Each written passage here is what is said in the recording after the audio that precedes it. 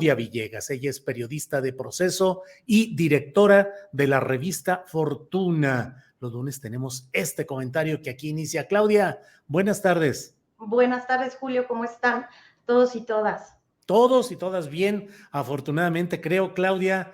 Esperemos que también tú, tu equipo, tu revista Fortuna, que cada vez está mejor. Yo la veo y la veo con mucha información, con entrevistas, con artículos especiales, en fin. Claudia, ¿qué nos vas a comentar hoy que estamos arrancando esta semanita de marzo? Gracias, Julio. Pues el tema es el apoyo y la cooperación que anunciaron el fin de semana bancos centrales, empezando pues por el Banco Central Europeo, Julio, el Banco de Canadá, el Banco de Estados Unidos, la Reserva Federal, para tratar de atajar y demostrar que los bancos están seguros. Ha sido pues un fin de semana cardíaco, Julio, desde el domingo que se dio a conocer este comunicado. En Estados Unidos están tomando acciones para salvar a otro banco, el First National Bank. Están tratando de vender en partes Signature Bank. Están saliendo bancos a respaldar los depósitos en estos bancos. Como tú sabes, pues el Silicon Valley también fue rescatado a través de sus depositantes, no a través de sus accionistas. Y Credit Suisse es absorbido por el banco suizo, el banco UBS.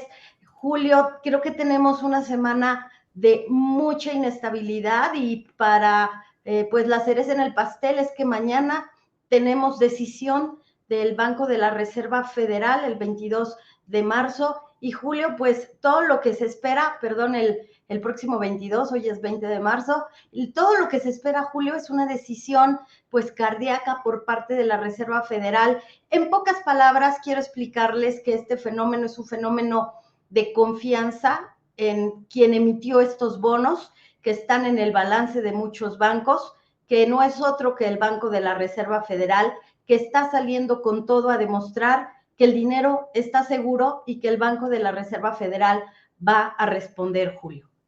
Tema siempre delicado, Claudia, el tema subjetivo de la confianza que implica el que los ciudadanos, los inversionistas, los cuentavientes confíen en sus instituciones bancarias. Y una operación de fin de semana, como lo has dicho, relampagueante y muy contundente para tratar de evitar más pérdidas y más desconfianza en general. Y hay quienes dicen, esto es una cascada de problemas bancarios que van a seguirse dando en Estados Unidos y en otros lugares. ¿Qué perspectiva podemos tener? Y desde México, ¿cómo ver este panorama, Claudia? Justo, Julio, dicen que esta es una situación, es un capítulo de crisis, es una situación complicada y que no sabemos cuándo va a terminar. Por eso en este momento es tan importante lo que están haciendo los bancos centrales, Julio. Fíjate que Financial Times dice que en su editorial que lo más importante es que las autoridades financieras están decididas a actuar.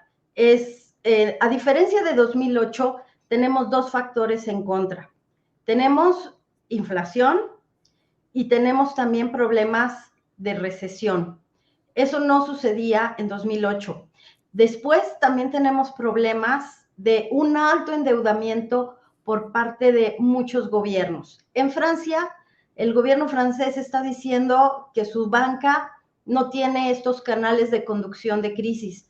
En México, hoy Fitch Ratings, como lo reporta la revista Fortuna, asegura que la gran banca en México está bien capitalizada, que va a responder, pero nosotros platicamos en el marco de la convención bancaria que durante 3 días en la ciudad de Mérida tuvo lugar con Víctor Manuel Herrera, que él fue director por mucho tiempo, Julio, de Standard & Poor's.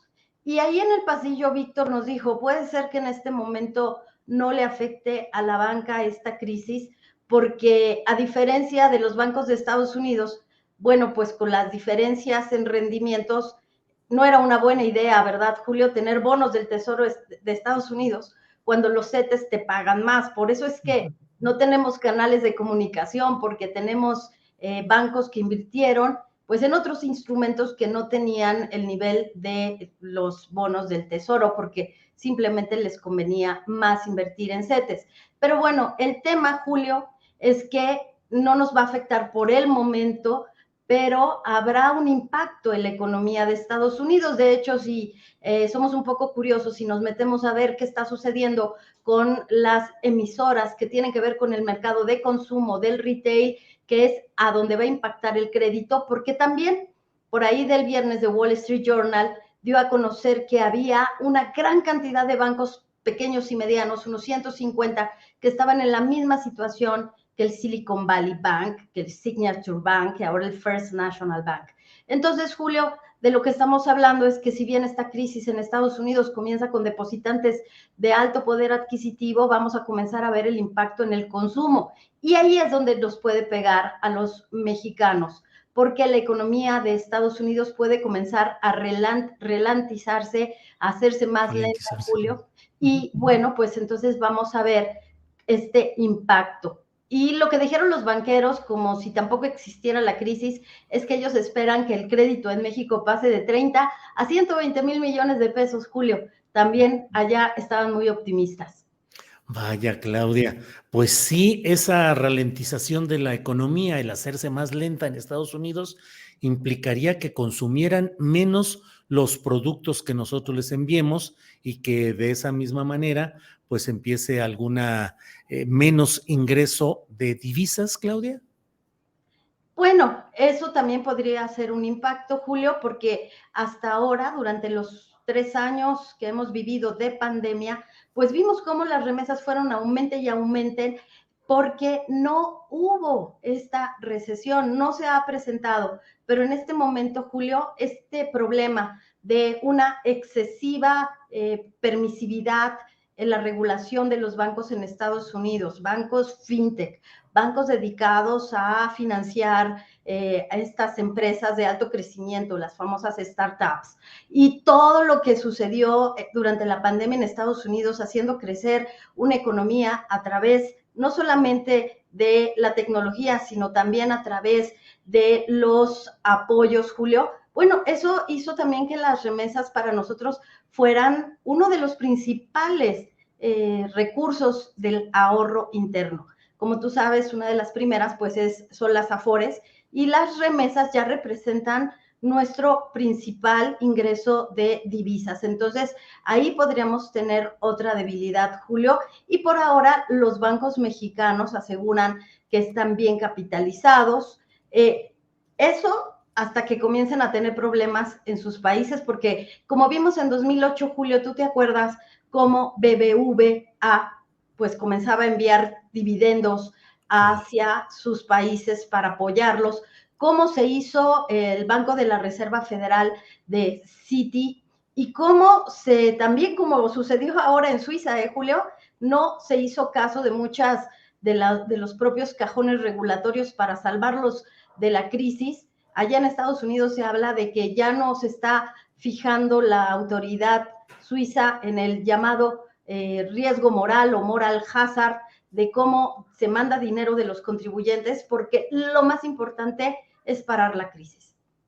Claudia, ¿y en eso qué tanto? Digo, ya lo perfilas, pero pues parte del problema es que no tenemos una banca mayoritaria de capital matriz mexicano, sino que somos en la inmensa mayoría de los grandes bancos dependientes de matrices extranjeras, salvo Banorte, creo yo, pero pues acaba de darse la reunión de la Asociación de Bancos de México, un discurso del presidente muy propicio para ellos, exhortándolos a seguir haciendo negocios, dijo negocios legítimos y justos, pero en el fondo esa es una de nuestras debilidades estructurales preocupantes, Claudia, la falta de banca mexicana auténtica.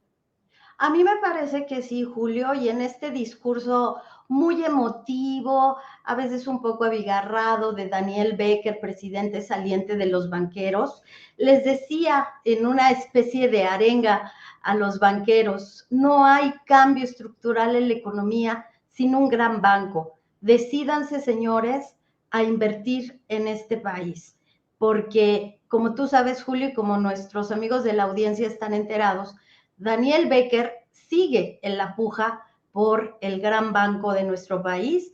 Bueno, ya es como el tercero, porque todo este año de transición le ha restado un poco de terreno, pero Daniel Becker, Julio, invitaba a los bancos a que apostaran y él sigue en la puja, sigue intentando, y sí, hace falta un gran banco nacional. Tenemos el Banorte, tenemos también Banco Azteca, que se está convirtiendo en el principal banco a nivel de los créditos populares, pero sí hace falta un gran banco, porque para mí la noticia de esa convención, Julio, fue que los bancos reconocieron que el crecimiento para ellos vendrá por las MIPYMES, pero que se necesita formalizarlas, que se necesita que tengan estados de resultados, estados financieros, que paguen impuestos, que puedan entregarles a ellos las garantías necesarias.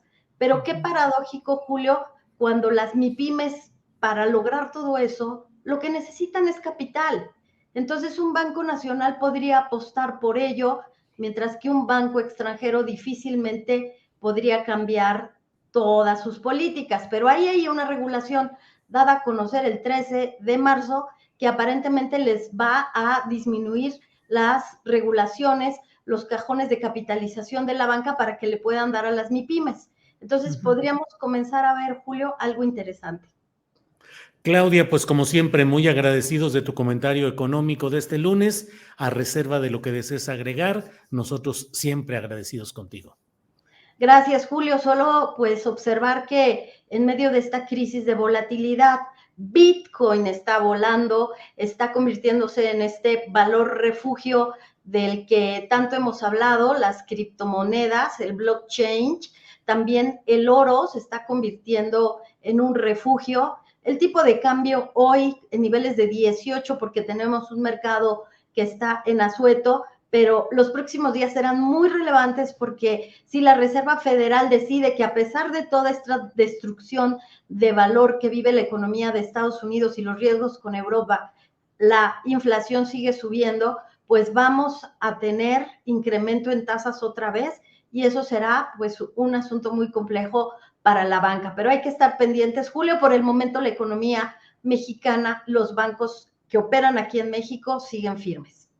Claudia, solo para cerrar, aumento en la eventualidad del aumento de tasas de interés en Estados Unidos y México, que tendría que seguir elevando las propias. Sí, el Banco de México, Julio, tuvimos una plática muy interesante con algunos subgobernadores. El Banco de México sí sigue observando la tasa en Estados Unidos, pero también aquí en México ellos han observado que el circulante monetario comienza a disminuir. Entonces, tal vez, Julio, quiero decirte, tal vez podríamos ver sorpresas, pero bueno, como bien dices, el Banco de México casi siempre ha seguido la línea de la Reserva Federal en cuanto a incremento de tasas. Un cuarto de punto, medio punto, ahí está la diferencia.